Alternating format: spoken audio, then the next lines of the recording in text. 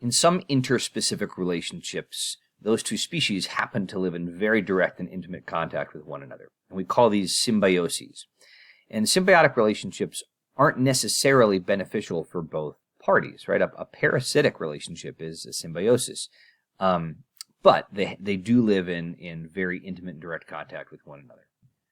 Parasitism is a plus-minus interaction. It's essentially like predation, except when you live in very close and intimate proximity with one another.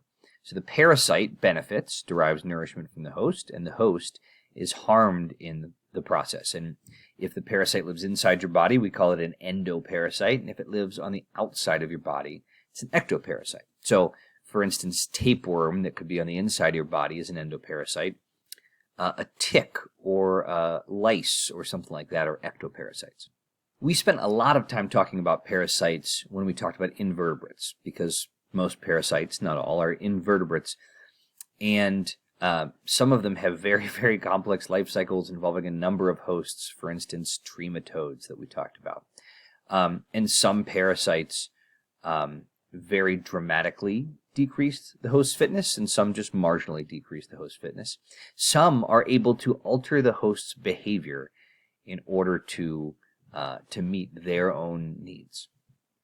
Now, when people hear the term symbiotic relationship, they often think of mutualisms, and a mutualism is a plus-plus interaction. Right? This is where both species benefit. Now, one species might benefit more than another, but both species are benefiting from the interaction. Sometimes these are facultative, where both species can survive alone, but they benefit from the interaction. But sometimes you have obligate mutualisms, where they benefit to such a degree that each species cannot survive without the other.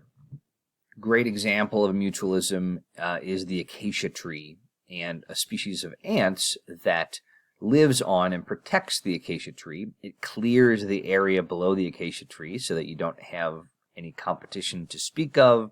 It fights off insects that may be herbivorous, and in return, the acacia tree produces these little globules of delicious food, and they feed the ants and keep them around. Lichens are an example of an obligate mutualism, right, where it's a particular species of algae and fungus that live together, and the fungus breaks down minerals from the rock to feed the algae, and the algae photosynthesizes to give sugars to the fungus, and a lot of lichens cannot live without their counterpart. Commensalisms are plus neutral interactions, where one species clearly benefits and the other one is neither harmed nor helped, or neutral. And these are rare, or at least hard to document, because any close association is probably going to affect both species in some ways, even if it's very, very slight. But there are some examples of commensalisms, we think. Here's an example where we have an African buffalo and some birds that tend to benefit from the presence of the buffalo, because the buffalo walk around and they tend to kind of knock insects out of their hiding places, and then the birds eat them up. And it seems that the buffalo don't really benefit or get harmed by the presence of the birds, but the birds certainly benefit from the presence of the buffalo. Now, it may be that they benefit, the buffalo benefit a little bit from the birds, because sometimes they can eat little mites or ticks off of their skin, and this shows how sometimes what was a commensalism can evolve into a mutualism over time. Facilitation is another interspecific interaction where it doesn't even seem like an interaction, because it's like the opposite of symbiosis, right? You do not have really any contact at all with one another, but your presence has a benefit for another organism, and theirs might also benefit you. It might be a plus-plus or a neutral plus interaction, typically neutral plus. So blackrush makes the soil more hospitable for other plant species, for instance. In salt marshes with juncus, with that plant, the number of plant species doubles on average, right? And without it, it is halved. And so the other species aren't necessarily benefiting juncus, but juncus is clearly benefiting the other ones just by it having been there. This can be the case with nitrogen fixtures like legumes as well, right? They impact the soil. This can also be the case in the example of when you've had a disturbance and you've wiped out plant life. Sometimes the first plant life that comes in helps make the soil palatable for later plants, or might break up rock and turn it into soil, things like that. So those are facilitation examples. In studying biological ecological communities, the number of species that are present, or the diversity of species that are present, is one way that you can assess a community. And there are two ways to assess species diversity.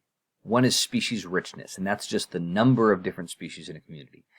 But the other is relative abundance, which is the proportion of each species represented in the community. For instance, just going by species richness, Community 1 and Community 2 are the exact same level of diverse, right? Because they each have 4 species richness. But in terms of relative abundance, Community number 1 is much more diverse because it's each species is equally represented, whereas in Community 2, almost all of the individual organisms are from species A, and you just have a few of species B, C, and D. So which do you use? Species richness or relative abundance? Well, it helps to incorporate both.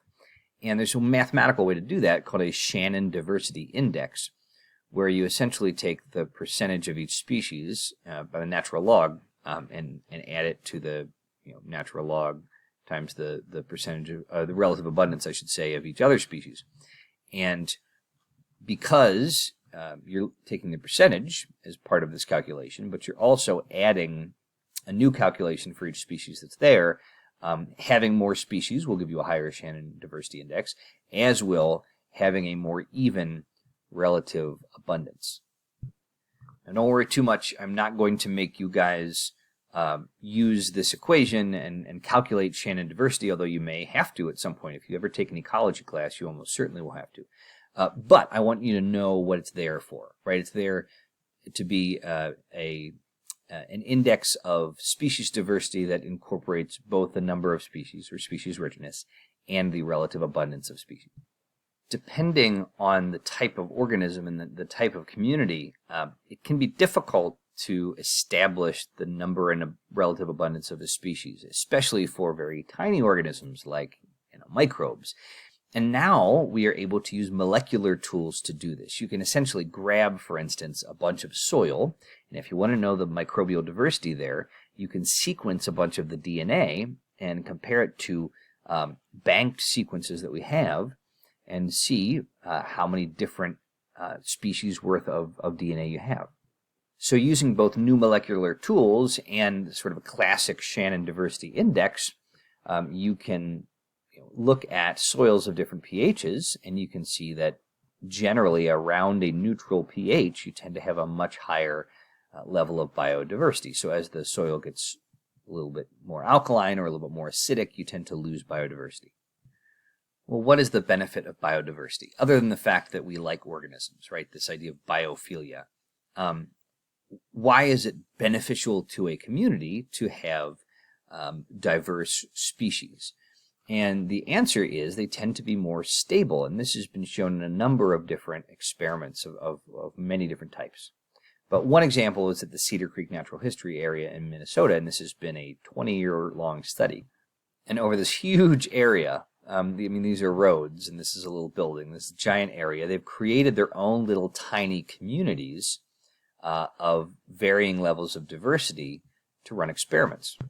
It turns out that communities with a higher level of biodiversity, higher species diversity, are more productive in terms of their bioproductivity, their ability to harness the sun's energy and move that up the trophic structure.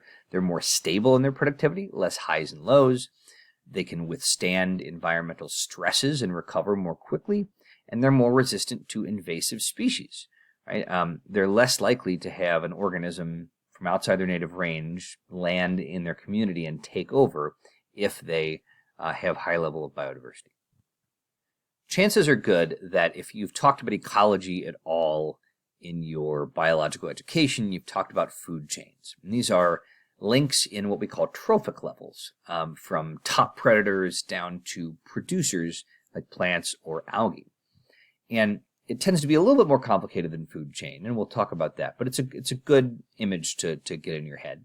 And troph means food, right? That's what that root word means. So trophic structure looks at the general feeding relationships between organisms in a community. And generally, we start with producers, and in a terrestrial food chain, that's probably a plant. In a marine food chain, that might be phytoplankton, which just means tiny organism that photosynthesizes, right?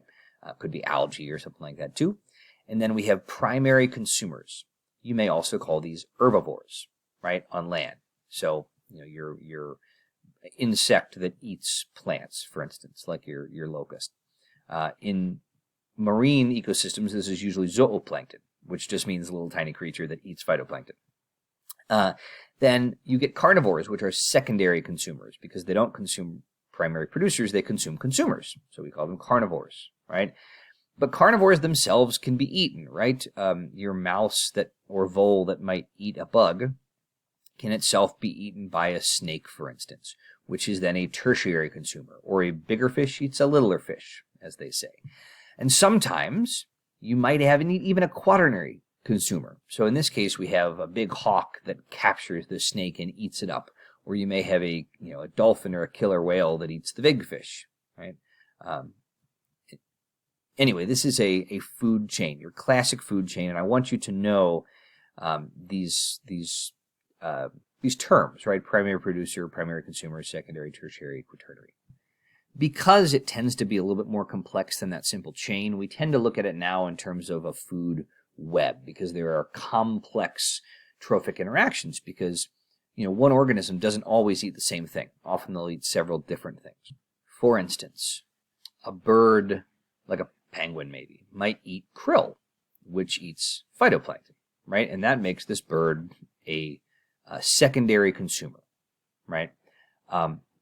Or the bird might eat carnivorous plankton, which ate krill, which ate phytoplankton, which makes them a tertiary consumer, right? And that also changes the leopard seal that eats them into a quaternary consumer.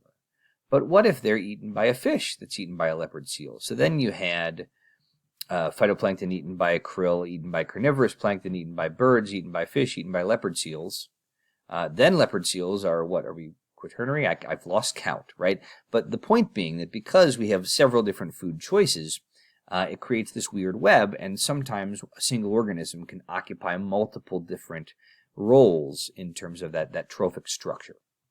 And because this can get complex and you can, occupy more than one trophic level, often food webs are simplified by grouping species with similar trophic relationships into just broad functional groups and looking at them that way. Or isolating a portion of a community that does not interact very much with the rest of the community.